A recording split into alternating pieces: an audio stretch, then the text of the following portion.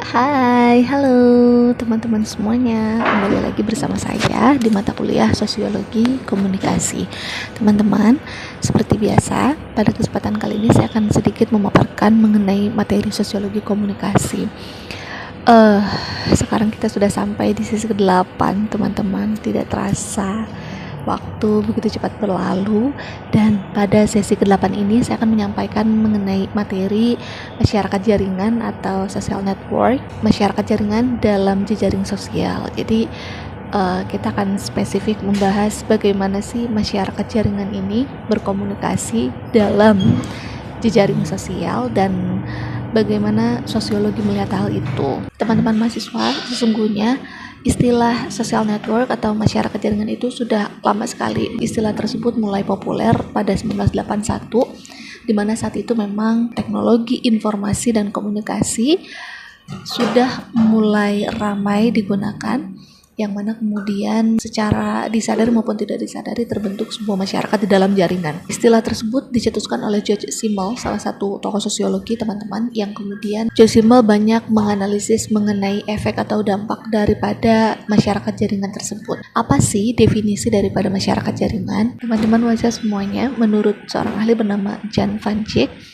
masyarakat jaringan itu dapat didefinisikan sebagai masyarakat yang mengorganisir hubungannya dalam jaringan sosial. Apalagi dewasa ini, teman-teman, kita mudah sekali menemukan hubungan-hubungan sosial yang terbentuk atau terorganisir melalui jaringan seperti teman Facebook atau followers Instagram, followers TikTok, dan media-media lain yang kemudian kita dapat mengorganisir hubungan di antara mereka melalui jaringan. Social networking atau social network dalam hal ini adalah masyarakat jaringan itu, masyarakat yang kita dapat membangun pertemanan tanpa tatap muka, teman-teman. Seperti yang sedang kita lakukan, seperti yang teman-teman rasakan sekarang di kampus UT, di mana kita dalam satu kelas tidak pernah bertatap muka, tapi kita satu sama lain merasa dekat karena terhubung di dalam satu kelas yang sama. Sama seperti masyarakat pada umumnya, masyarakat jejaring juga dalam hal ini dapat kita temukan dan memiliki beberapa kategori. Yang pertama, masyarakat jejaring juga dapat melakukan interaksi.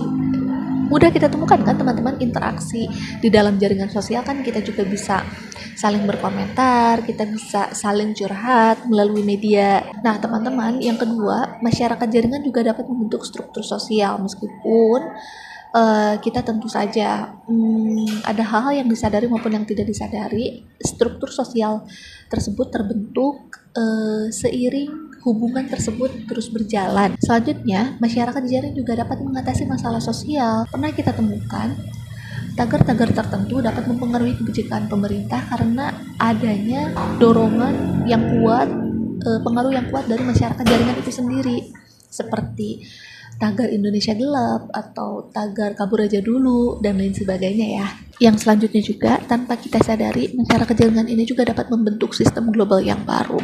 Nah, di dalam masyarakat jaringan itu, teman-teman juga tentu karena masyarakat jaringan dalam jejaring sosial ini melibatkan teknologi, maka kita nggak bisa lepas dong daripada teknologi. Karena kalau tanpa teknologi ya kita nggak bisa dong berbicara dengan seseorang yang jauh di sana. Sehingga di dalam masyarakat jaringan peran teknologi ini sangat besar sekali. Walau tentu saja kita juga nggak bisa menafikan bahwa masyarakat jaringan memiliki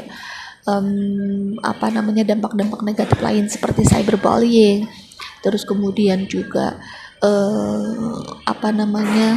memperkuat individualisme gitu ya.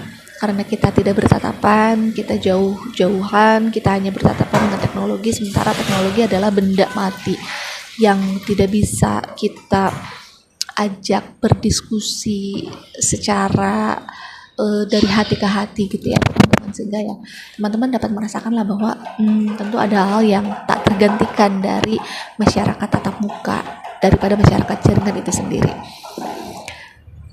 Gitu aja teman-teman yang dapat saya bagikan kepada teman-teman sekalian terkait masyarakat jaringan. Karena ini pertemuan terakhir di sesi ke-8 ini, saya harap teman-teman tidak melupakan tugas-tugas yang harus teman-teman selesaikan dari tugas 1, tugas 2, dan tugas 3. Kalau ada sumur di ladang, boleh kita menumpang mandi. Kalau ada umur yang panjang, boleh kita berjumpa lagi. Gitu aja teman-teman buat sesi 8 ini. Kita ketemu lagi lain waktu. Bye-bye.